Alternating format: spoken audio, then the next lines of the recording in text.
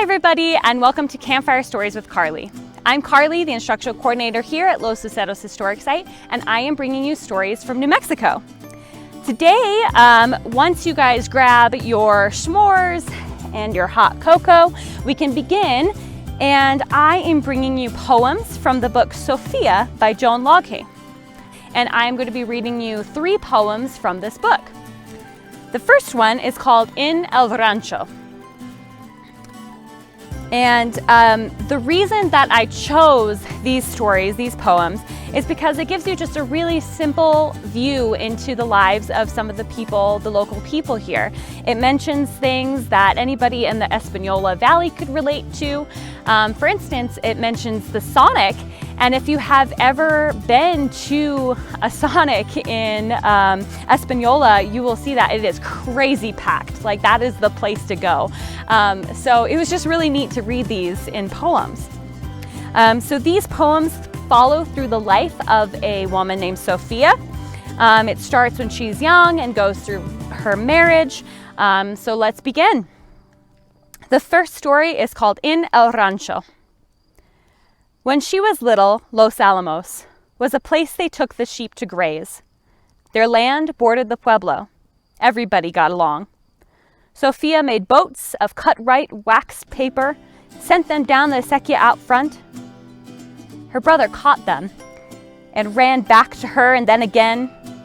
Wearing her red bandana, Sophia floated boats and practiced whistling. Her hair was braided, pinned up for summer.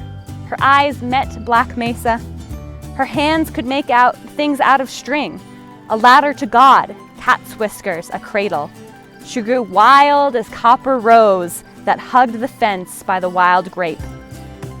In spring, she would shake down tiny grape blooms under her hair and say, "I'm wearing stars today."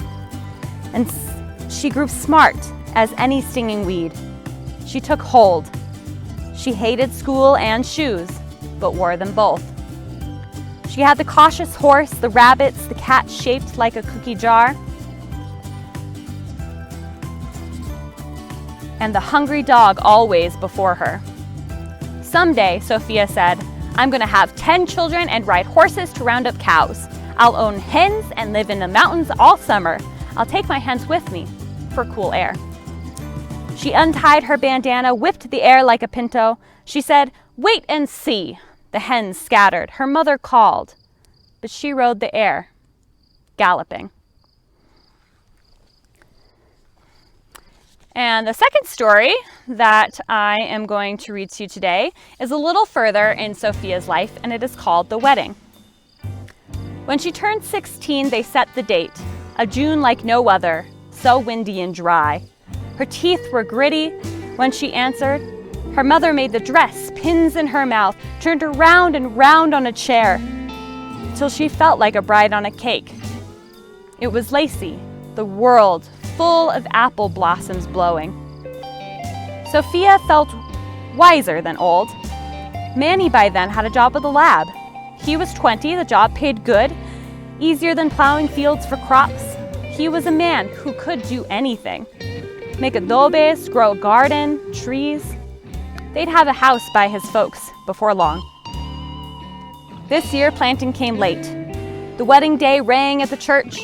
Nobody cared about the wind that day. Sophia down the aisle, frisky angel, that young thing, she was taking on life. She married life, took a husband, her mind made up to be happy, no matter what. And the priest and the music, afterwards the dance, money pinned to her dress, her parents dancing, the dance of years besides them. The wedding march, the food, it blurred. And the wind blew through the night, a night that never settled down. Okay, and the last poem that I'm going to read to you from this book is called Marriage. So this is further into their relationship. Sometimes in the evening, in the hot evening, sometimes Sophia and Manny drive into town. They park at the Sonic Drive-In facing north. There's a green lawn and some elms across the way. "We can pretend," she says, "that we're in the mountains. It's cool here, the roof is full of birds. I can hear them, but I can't see what kind." They get 2-for-1 Cokes and sit in the truck close. Sophia takes Manny's hand. He's not the type in public. It's just summer. Sophia takes ice and rubs some on her face. They don't have another thing to say. There's traffic, the birds, the slurping of soft drinks. Marriage, the sweet watered down. So I like these stories because, like I said earlier, they are just really simple and beautiful, elegant snippets of this woman's life. So if you like these stories and want to read more about Sophia, check out the book Sophia by Joan Logghe. And thank you all so much for joining us on Campfire Stories with Carly.